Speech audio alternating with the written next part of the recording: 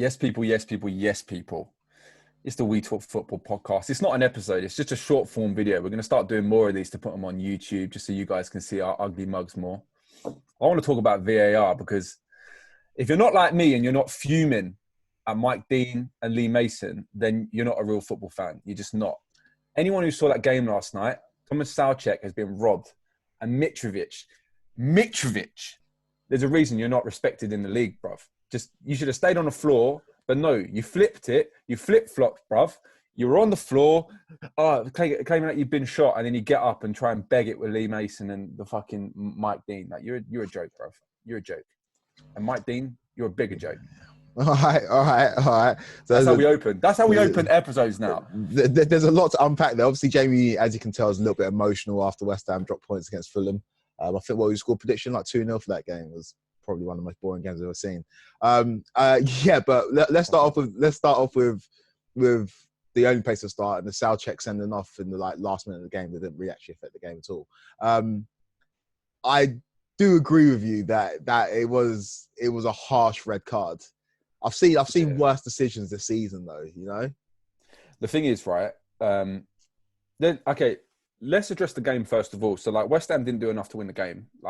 It was definitely a 0-0 draw. We had really one chance throughout the game. Declan Rice put the ball across in the second half. Safar hit the bar. That's pretty much the only real clean-cut chance that we had all game. We didn't really do enough. Fulham looked really good. They played a lot better than what their league position suggests. But Fulham do what Fulham do. They if you know anyone who watches Fulham regularly, you'll see they'll build up play very, very nicely, but then they lack the quality in the final third of the pitch to really convert that into goals. And I think that's why they'll be in trouble at the end of the season. But they did that all game really. Pressed us all over the pitch, played through our midfield. Souček and Rice throughout the entire game were pretty much just overloaded. And one pass through the middle, and then they were on the break. But a lack of quality meant no real clean-cut chances.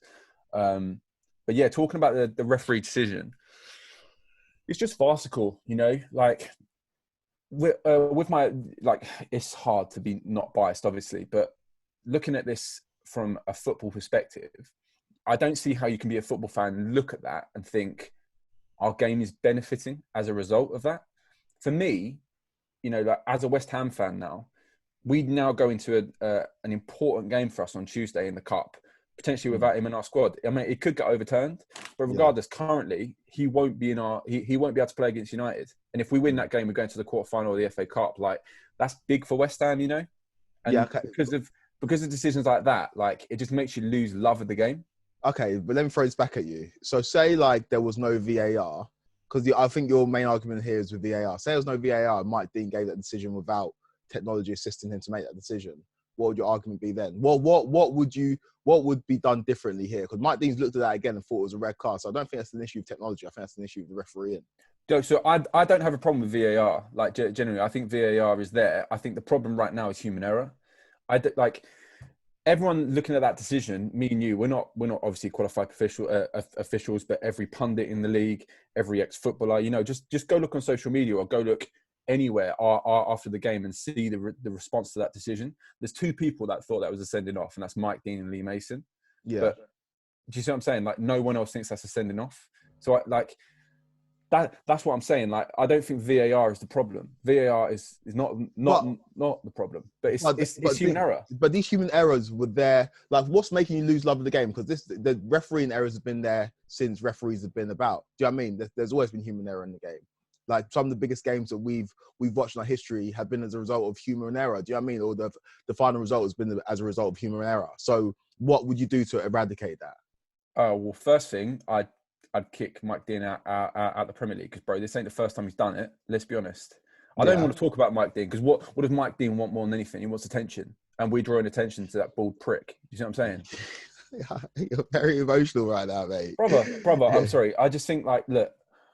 Ultimately, VAR ain't the problem. People always talk about the offside rule being an absolute joke, but the one thing that is sure with that is that it's very black and white. If your arm's off, or if your elbow's off, or if your nostrils off, you're offside. Do you know what I mean? It's very, very black and white there. right? So how would you rectify this? How would I rectify this? Genuinely, I think this needs to be overturned, right? For sure. I think that's the first thing that needs to happen. But in doing so, that automatically undermines the referees. So referees need to have more power on the pitch for sure. But secondly, how do I rectify this? You know, like, I think you hear it a lot on social media about like football's being governed by people that know the rules, whereas football's being watched by everyone that knows football. So ex-footballers, they know football. Pundits, they know football. Fans like me and you, we like to think we know football, but we don't know the textball rules. You see what I'm saying? Yeah. Referees know the textbook rules, but clearly they don't know football, because you look at that as a challenge. Like, it's not even a challenge. You know, if I hold your arm down, do you know what I mean? And then I'm trying to pull my arm out the way, and then I glance you, like.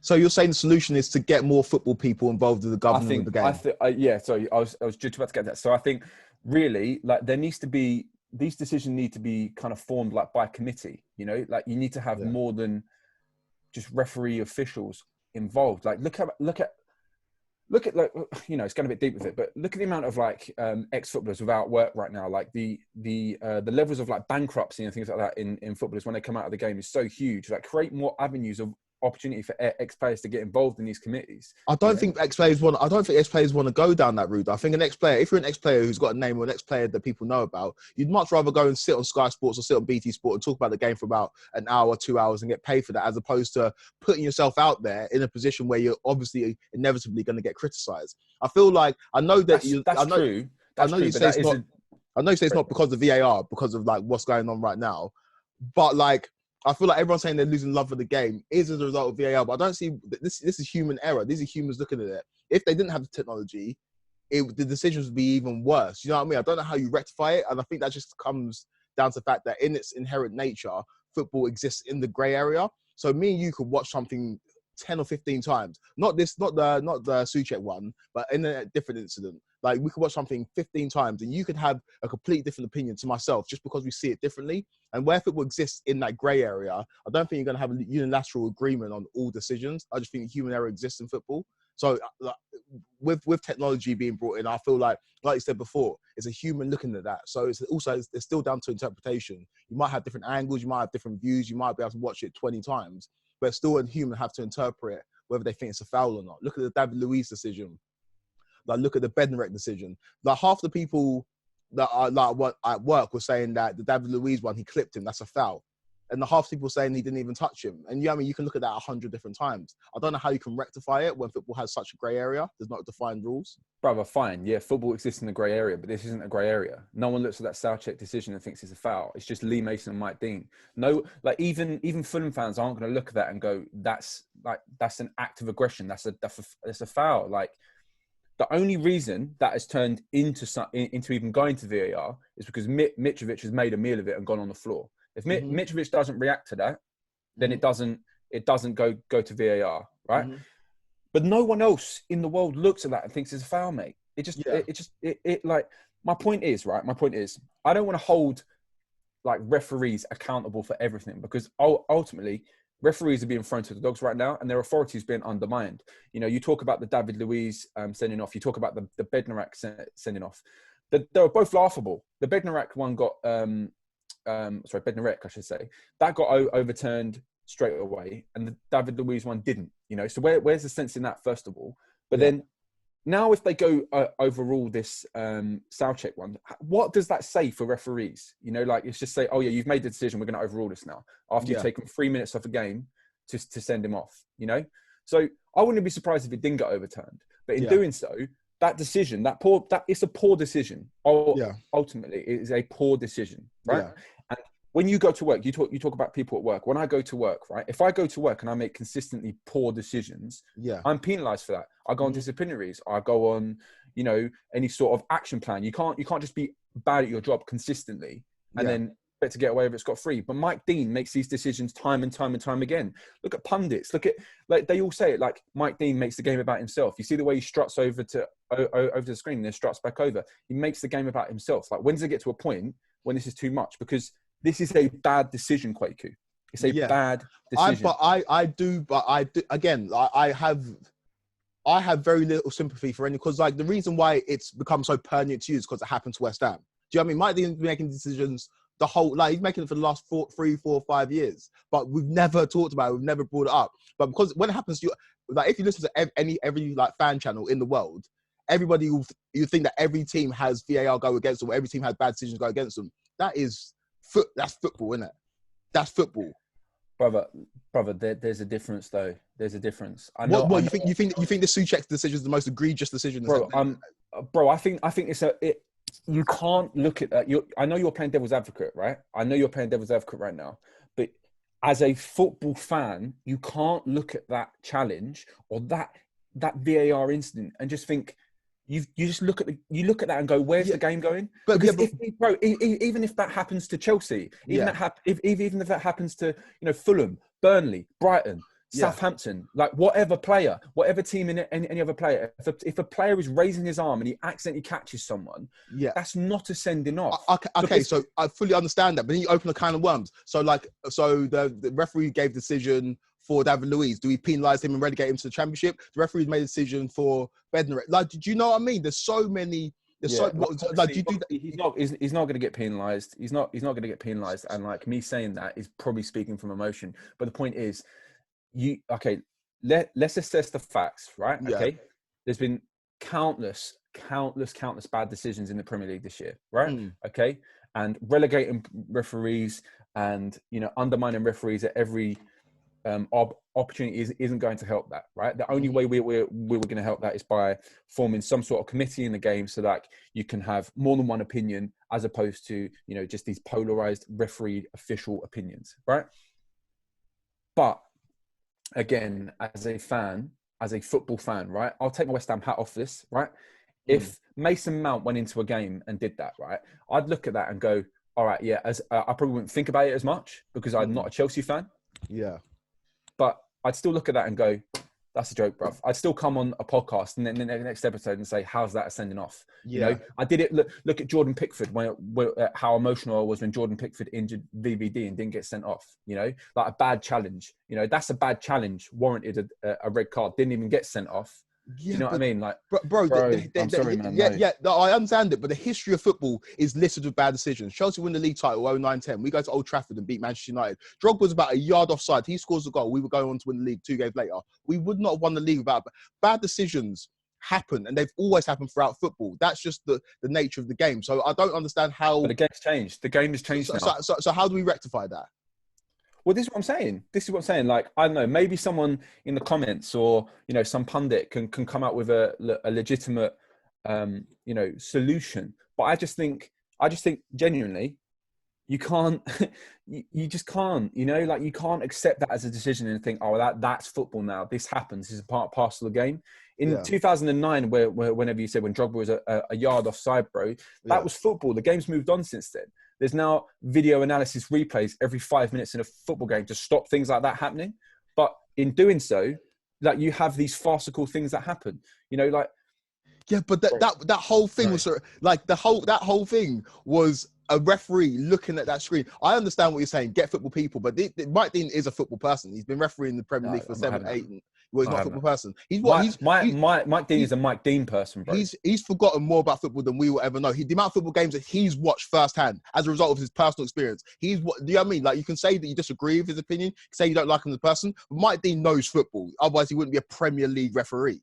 Mike Dean isn't watching the Tottenham game right now. Mike Dean is watching himself in the mirror, bruv. That's what I'm saying. Well, again, that's a sweeping statement that which is not true. Hey, Mike Dean knows football. Am I right? Mike Dean knows football. He knows the rules of football. He knows the rules of football. You know, if Mike Dean knows football, that's an interpretation of the game. That's an interpretation of the game. And I ultimately agree with your point that it wasn't a sending off. But I just don't know how you could ever rectify this.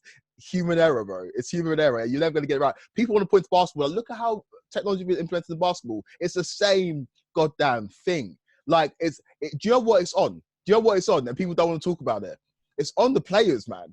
It's on Mitrovic. Yeah, so it's on Mitrovic. That's why I said it. That it's Mitrovic's actions. Exactly. Like he was the first domino. You know, he was the first domino. People talk about, why the players go down, why players go down so easy. If they don't go down, they don't get decisions. Do you know what I mean? And it's on the culture of football. It's not on this. For me, it's not on the officials. It's on, if Mitrovic doesn't go down like holding his face, it's embarrassing. It's embarrassing how he's gone down like that. This is what I'm saying. Like it put Mike Dean in a position to make a decision. Yeah. Right. But that doesn't make the decision any less right or wrong, because he still has to go to the screen, and he still can clearly see like nothing egregious happens. When they say like, so obviously shout out to Ben Glander. Ben Glander said in his video that obviously when you clench your fist, like that's one of the first things they look at as a qualified referee. So if that's the protocols they follow, fair enough. But, you know, regardless of your fist being clenched and striking someone in the face, like, come on. I know. Like, but I get what you're saying, right? Mitrovic put the referee in a precarious position where he had to make a decision. That doesn't make the decision justified, is all I'm saying. It doesn't. No, it doesn't. But that's just. I'm not letting Mitrovic off the hook here. There's a reason Mitrovic is a tin pot like Premier League striker, doesn't score goals. There's a reason. He's average. Has to do that stuff. He has to do that stuff, bro. You mean careful? Mitrovic. Let's go right now, bro. Last time you called somebody Tim Pot or B-Tech, I swear, Tammy Abraham scored a couple of goals against West Ham, so just careful with that one. People, should we talk about this Tammy Abraham DCL thing we've got going on? Quake, you still thinks Tammy Abraham's going to score more goals than DCL? Since we've made the bet, Tammy Abraham has scored 0. DCL's topped up by another 2 goals, scored again yesterday against United. Yeah. On the internet. Yeah. I've got back my boy, obviously. Well, how's Mikel Antonio doing? We'll leave it at that. Guys, make sure you like and subscribe to this video. Like James said at the beginning, we're going to try and get like more YouTube content out. Obviously, you know, we do our thing on Instagram. It's We Talk Football Podcast on Instagram. Facebook, it's We Talk Football Podcast. Twitter, it's WTF Podcast 90. If you go check it, we have been more active. And make sure you like and subscribe to the thing. Nice one, guys. Cheers.